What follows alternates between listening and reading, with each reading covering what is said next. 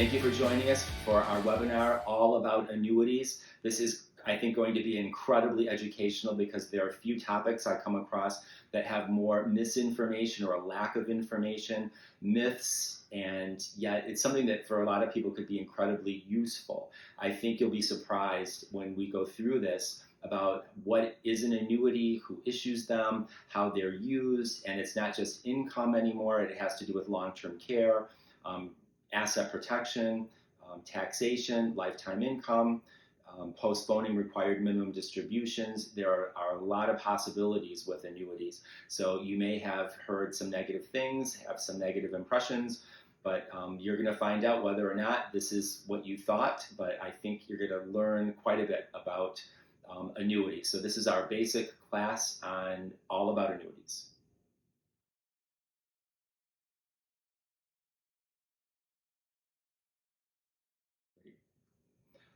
The first question, what is an annuity exactly? An annuity is a contract with an insurance company. So that's important to realize that this involves an insurance company. And it has a lot of features of retirement products or retirement accounts like IRAs, for example. With an annuity, it is intended that you do not touch it until age 59 and a half, that you have it for a longer term, let it grow. It also has some of the same asset protection qualities, that it's free from creditors, typically in most states, up to certain amounts, and that the taxation is really quite similar. It will grow tax deferred. When you take the money out, it will be taxed at your ordinary income level, and those are the basic ideas, that it will also grow tax deferred. Whatever money that you make or you earn will stay in there until you take it out without getting a 1099 at the end of the year. So it has a lot of those same rules as most of the retirement accounts. It's, in some ways there's more flexibility, but that's basically it in a nutshell. It's a contract with an insurance company and a lot of the same benefits and qualities of a retirement account like an IRA.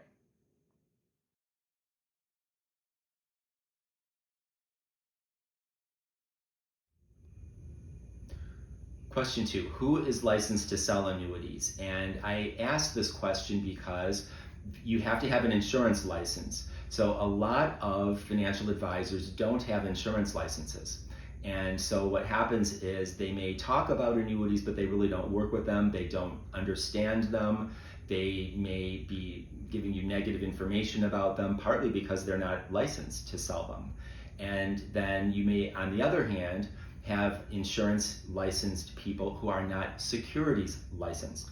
And so they're only working with one small element of annuities. Those are the fixed annuities that are not securities and don't require a securities license. So there are two areas there, the security side and the insurance side. And some annuities, they come together, and you have to have licenses for both.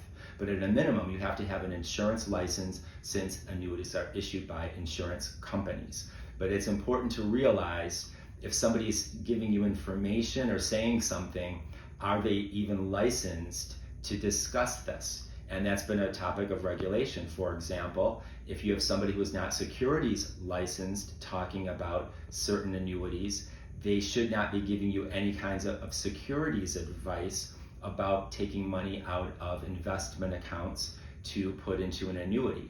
So in my opinion, if somebody is talking about annuities, they should know what they're talking about and be fully licensed, meaning securities licensed and insurance licensed, as I am. Because if they're not, you're going to get half the story and maybe a biased side of the story too. So it's definitely, in my opinion, better that anybody who's talking to you about annuities be fully licensed, both on the security side and the insurance side.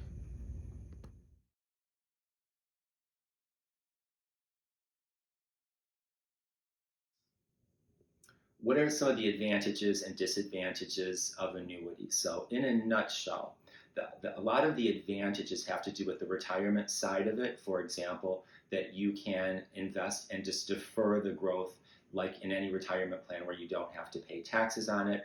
There are typically guarantees from an insurance company, and you have to be clear on what those guarantees are. And we always have to say that those guarantees are based on the claims paying ability of the insurance company. There are possible income advantages where they will guarantee you a lifetime income. So there can be quite a few different advantages. We're going to talk about different kinds of annuities that will help you maybe with long-term care insurance, or maybe postpone a required minimum distribution. So that will be coming up in another segment. Some of the disadvantages basically are that you could be tying up money for a period of time. As I said, you're not supposed to touch this until age 59 and a half, or you get a 10% penalty. So that the lack of liquidity could be an issue. Typically, annuities have surrender charges, where they are basically giving you certain benefits, but then you have to leave your money there, or if you take it out too early or take out too much, then you could get a surrender charge. We always try to avoid that. You always need to plan for that, make sure you have other money available. So another possible disadvantage could be expenses, but again, it depends on the annuity. So we're going to talk about the different kinds of annuities. So the advantages are basically what you're paying for, what you're using an annuity for. The tax deferral, there's asset protection, possible guarantees, income uses, and then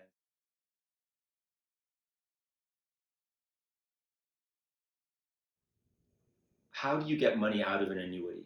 And one of the most common benefits of an annuity is getting lifetime income. But not always all annuities are designed for income at all, but that's one of the benefits. So how do you get income out of an annuity? There are two ways. One, a way that I almost never use, is annuitization. And I want people to understand the distinction. Annuitization is kind of like where you take a lump sum of money and turn it into a pension or a Social Security check, where that lump sum almost really disappears, and you're getting then a guaranteed lifetime stream of income that may never change. And so you're going to get that forever, again, like a pension payment or a Social Security payment. It could be set up that if you pass away, you have a named beneficiary who will receive those payments for a period of time. That's often an option. So that's a way to set up an annuity for income. But the vast majority of times, we do not do annuitization. We just set up guaranteed lifetime income withdrawals. And what that means is the insurance company, based on the amount of money there and your age, a certain guaranteed perhaps withdrawal percentage, will give you a guaranteed lifetime income. You could take it annually, you could take it monthly, you can withhold for taxes if it's an IRA or retirement account. But then if you were to pass away, it can be set up that a lump sum goes to your beneficiaries or to a surviving spouse, or if you're legally married, it could be that your spouse will continue the payments for his or her life. So there are different ways to take money out of an annuity if you're going to do it that way for a guaranteed lifetime income. The benefits have to do with taxes. If you annuitize and your lump sum disappears, you may get a little bit of a tax benefit because there's something called an exclusion ratio. It means every payment is a part of your gain from having had invested it, and also a part of the return of principal, or the return of your initial premium. So it's not always taxable. If we do the guaranteed lifetime withdrawal benefits, not annuitization, the way the tax laws work is that all of your gains come out first. So if you've had a lot of gains, the first few years of payments may be completely taxable at your ordinary income level. Now, that's assuming that this is a non-qualified or a non-retirement annuity. If it's an annuity that's inside of an IRA, for example, the tax status does not change. It's always going to be completely taxed at your ordinary income because it's just an IRA. It was never taxed to begin with. So that's one of the differences in the withdrawals. But it's important to realize, as we're going to talk, you can set this up so that your check never stops and never goes down. And rarely, nobody complains about getting guaranteed lifetime income. That's usually one of the best benefits of using an annuity, that you get that check coming in every month. If the market is going crazy, you don't have to worry about your check going down or stopping. And I also find that people who've got that base of guaranteed income, maybe in addition to a pension or Social Security, feel that other money that's maybe more aggressively invested in the market, they can ride out the ups and downs knowing that they've got so much that's basically guaranteed by an insurance company. So that can make a difference then. But so those are two ways to set up income out of an annuity. In my view, the guaranteed lifetime withdrawal benefits are preferable, and that's what we typically do when the time comes.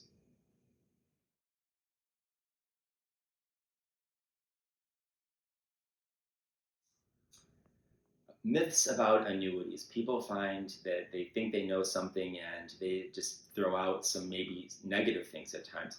One of them is that, oh, they're super expensive. Well, it depends on the annuity. There are fixed annuities, and we're going to talk about shortly, where it's basically almost like a CD alternative. There, every dollar you put in is there.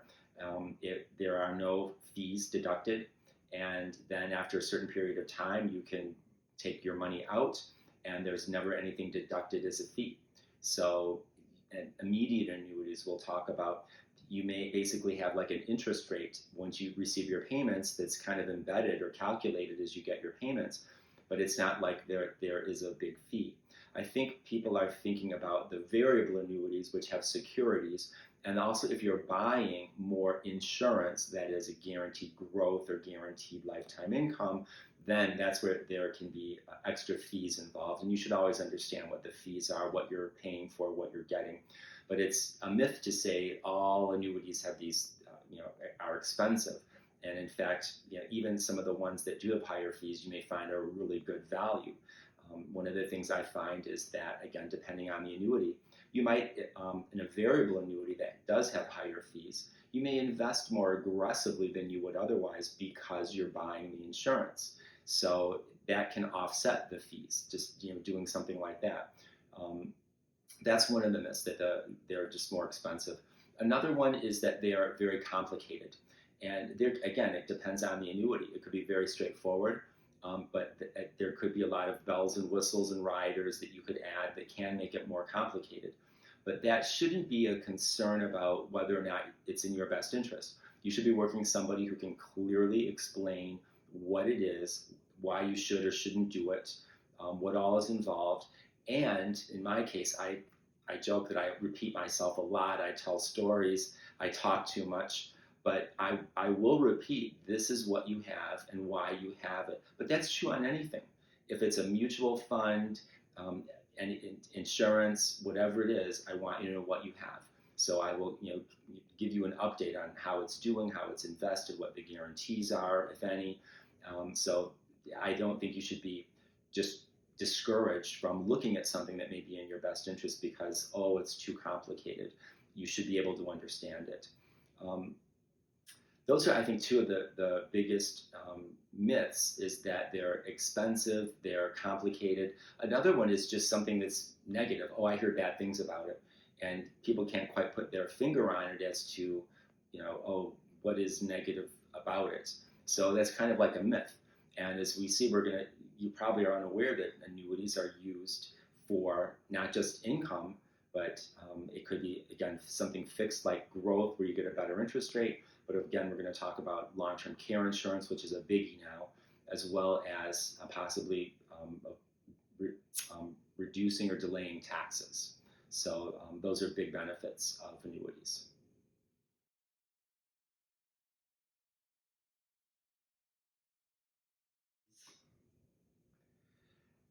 I'm talking about different kinds of annuities. So in this segment, I'm going to try to explain how you might categorize annuities. And you could break them down various ways. For example, there are immediate annuities. That is where you put money into a contract with an insurance company and start receiving income right away. And again, that can be set up for a lifetime or for a certain period of time, but then that's called an immediate annuity. And that's generally subject to what the current interest rates are if you're taking money immediately. Low interest rates, that might be less attractive, like right now. Then the other big category are deferred annuities, where you're putting money in and you're going to take the income out much later. And then you've got different kinds where you've got fixed, indexed, and variable. The fixed have no market risk. They are not securities, and so you cannot lose money in the market. You basically get a set fixed interest rates we even refer to some of these as multi-year guaranteed annuities, where you can get the same interest rate guaranteed for 3, 4, 5 years. So you may get a higher interest rate up front and maybe a little bit lower if interest rates go up later. That's something you take into account. The fixed indexed annuities, in my opinion, can be, if somebody's not securities licensed, not completely accurately represented. So I always want to make sure if somebody is being approached about a fixed indexed annuity that they understand it. A fixed indexed annuity also has no direct stock market or investment risk because it is fixed. Your money is not in a stock market, but it earns interest based on an underlying index. It could be the S&P 500 or various other indexes. So it earns that interest typically annually up to a cap. And there are various interest crediting strategies. So let's say the cap is 4% a year. If you choose that, after a year, if that index is up, say 4%, that's the interest that you get credited. And it's real money, it's yours, it's credited to your contract. Again, it will be tax deferred and it could compound. If that index is down, you don't lose any of your principal because it's fixed. So that's a fixed indexed annuity. You get a zero. Sometimes people say when the market's down and you get a zero, you don't actually lose money. The zero is your hero. So at least you didn't lose money in the market. You didn't earn any interest for that year. But I always want people to understand that. You might not be happy about getting a zero, but in other years you will probably get more interest credited than you would just in like a bank CD. There are other products that are indeed securities products where there is market risk, and these are becoming increasingly popular, where there is a buffer or a floor, meaning that the insurance company may eat, quote unquote, eat the first 10% of a loss. So if the market's down 15%, you're only down 5% because they cover, if you will, the first 10%. So those are buffered annuities. So that's another different kind of a structure that you can have to an annuity. And then lastly, there are variable annuities where you can basically have no cap. And if the market is way up, that's credited to you. And if the market's way down, you have that risk of loss. But underneath that, you do typically have some guarantees. And it could be that there's guaranteed for growth for future income. It could be that once you reach a certain point, you turn the income or the annuity on for income. And you could have a separate value there for that income, which could be a higher value. And then that income can be set up so that it's guaranteed for life. And again, for one person or for a couple. So again, that's a different kind of annuity. So there are all sorts of different structures, and it depends on what your goals are, what your risk tolerance is, what your time frame is, and there are just lots of options there. So we always try to ask questions as to, if somebody's completely risk averse, you might not want anything that's going to be in the market. If somebody is really trying to grow the money, you may find that the fixed annuities, just the interest rates are too low and you're not really interested in that. So again, it's like trying to find the right fit for what your goals, your time frames, your risk tolerance, your income needs are for the future. But I think you should be aware of what's out there and try to find exactly what you're looking for, with somebody who's licensed to shop the market, so to speak, and to go with its fixed or variable and be completely licensed both ways.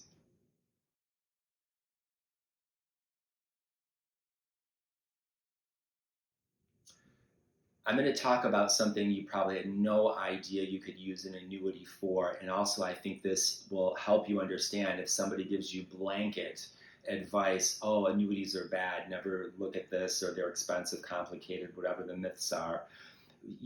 This is something that is really taking over the long-term care market.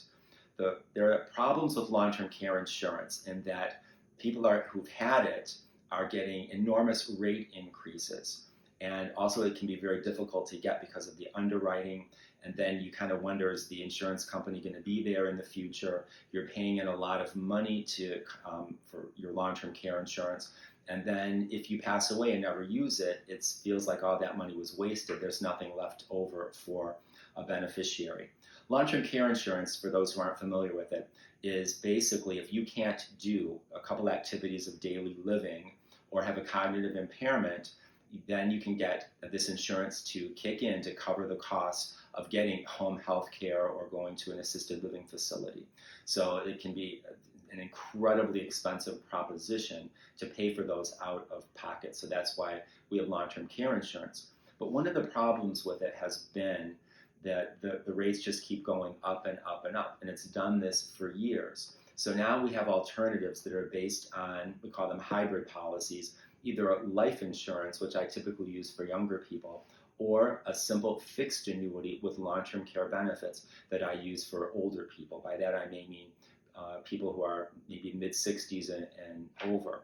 There are companies that will allow you to make a deposit into a fixed annuity, and then you get your long-term care insurance off of that. So you don't have any bill to pay at all. You don't have any rate increases. You basically have your benefits there contractually set from the beginning. And if you never use it, you never need long-term care, you pass away, then the amount that you put in there, plus any interest that you may have been credited, goes to your named beneficiaries. So that is taking over the market, the life insurance and the annuity long-term care. I used to have a traditional long-term care insurance policy, and it was with one of the major companies, in fact the number one company, and I kept getting rate increases. I got a super preferred rate, and then 2 years later I got a 25% rate increase, and I wasn't real happy about that. Then I got a notice that they were going to do like a 98% rate increase over 3 years. And this would have put my premium over $500 a month. I had an unlimited benefit policy. So at this point, I'm thinking I could end up paying tens of thousands of dollars for this policy if I need it when I'm in my, let's say, my mid-80s. And it's like, and then I may get even more rate increases. There's no end to it. So I was offered as a consumer benefit, as a consumer protection law, that when you get these rate increases, you can basically forfeit the policy and they will give you credit for the amount that you paid in. So I did that, and I have the letter that the contingent non-forfeiture value of my contract is $20,362.35. That's how much I paid into my contract before I basically let it lapse. So that is the long-term care benefit that I have available to me based on the initial terms of my policy. Now think about that. That $20,362 is not invested. I may never get this money back. I may never use it, and it may be 20, 25 years before I would ever file a claim, and this, that could be 1 month's benefit. So the point of this is almost, certainly in my case, a bad deal, that it didn't work out because of these rate increases. The insurance companies were not able to accurately price these policies. That continues to be the case, in my opinion, today. I have a new client who got a letter. I thought at first it was going to be a rate increase, and it does refer to that. It says that please be aware that over the next 3 to 6 years, we are planning to seek additional rate increases of up to 503% for lifetime benefits and up to 269% for limited benefits in the state where your policy was issued. This is a problem for a lot of people. So what happens is they will send you this rate increase and give you an opportunity to either forfeit the policy and get out of paying anything and give you credit for what you've paid, or reduce the benefits. I even had one of my clients get a total buyout. So this is every dollar you've paid in. We will give it all back to you, over $50,000, by the way. And he's in his 80s. And it's an attractive offer. It's like, wow, I can get all my money back, but then you drop the policy. This is somebody who is single, who has no kids, and I said, don't you dare do it. If the company is coming to you with a buyout offer, it's because they know they're likely to lose money on you. And so generally, and from what I've seen, it's a bad deal. In this case, this company has lost a class action lawsuit, and that was actually the nature of the offer here. But they are informing the client of pending rate increases. What I find so amazing is it's very clear that they want to get this business off the books, that they are at a lot of risk of losing money on these claims. They are offering, this person, for example, has a $435,000 lifetime benefit that's going to be paid out over a period of time. What they are offering is, we will give you a check, in this case $12,181, and then you can stop payments. You owe no more money, no more rate increases, and your benefit, though, for long-term care is reduced to $33,611. So you're going from $435,000 of long-term care insurance to $33,000, a loss of $400,000 of benefits. But you don't have to pay anymore, and we will send you a check for $12,181. Now, that's a pretty bad deal, but I think there are people who are older who the idea of just getting a big check in the mail and not having to pay anymore for their policy is attractive. So my point on this is the annuities, the annuity long-term care insurance is for very good reason, just eliminating this market. And so anybody who tells you, oh, annuities are bad, what about long-term care insurance? This, for most people, is probably the best way to get long-term care insurance. So I get my blood pressure up a little bit when I hear negative things, this blanket negativity about annuities, when this is one of the best benefits you can get, and it's based on an annuity.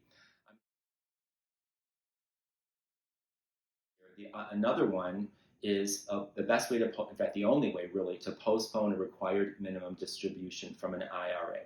If you have an IRA, you have to start taking required minimum distributions now when you turn 72. It used to be 70 and a half, but because people are living longer, it's been postponed to age 72. There have been a lot of changes, and this is, I think, a positive one.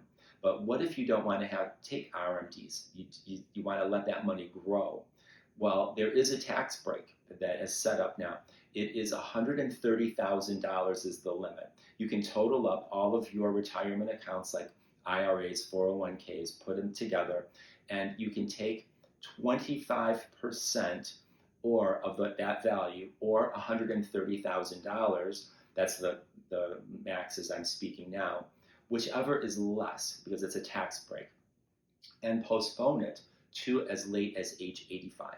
So on that portion, there are no required minimum distributions. The only way to do that, though, is through what's called a QLAC, a Qualified Longevity Annuity Contract. We've done this, and we shop the market based on the age, and we will see what gives you the best benefit, the flexibility. But what you're doing is you're taking a portion of that, your IRA, and just postponing it. Then when you turn on the income, it will be guaranteed for your life, and then even with a death benefit for a spouse. So again, these are just two alternative uses. I'm going to talk about a third one, where an annuity is a phenomenal option, and the only way really to postpone an RMD, or one of the best two ways to get long-term care insurance, life insurance or through a fixed annuity. So there are great uses for annuities. The lifetime income we talked about is just a retirement plan, long-term care insurance, postponing taxes on required minimum distributions. And we're going to talk next about a third great way to use annuities.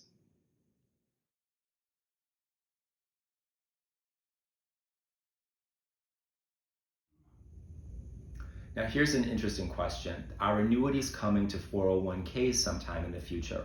Well, the answer is they're already here. They're just not that common. But the Secure Act may change that, because Congress is trying to get more and better retirement security for Americans. Pensions have been going away, and they still exist, but the private companies are doing buyouts. They're trying to get them off the books, and even like municipalities, they may make you pay more for your pension or contribute to it. So what we are expecting to see are more annuity offerings in 401ks. Now think about when you're planning to retire. It's a challenge all along, because you're basically on your own to decide within your 401k how much to save, how to invest, when to retire. Once you do retire, how do you produce income out of that 401k? And the calculations, of course, we help with all of this. We've got tools to do all of this. We have various programs to help you determine how to invest based on your risk tolerance within your own 401k. Some 401ks have self-directed brokerage account options where we can even have the money managed for you within that 401k. But a big issue is, how do I know once I'm retired how much money I can take out without risking running out of money? Well, unless you're spending some time and you've educated yourself and looked at some calculators and made some projections and have done quite a bit of research, you probably don't know. So that's the idea behind having an annuity within a 401k, at least on a portion of what you've saved, because then you can transfer some of that risk to an insurance company. That's part of the essence of an annuity. You are transferring investment risk and longevity risk to an insurance company, and that can benefit you in the long run, because it could be that you outlive the money that you put into that account. And so the insurance company is on the hook for that. They have to keep giving you your lifetime income, just like a pension or like Social Security. So that's something we're expecting to see now within 401k plans.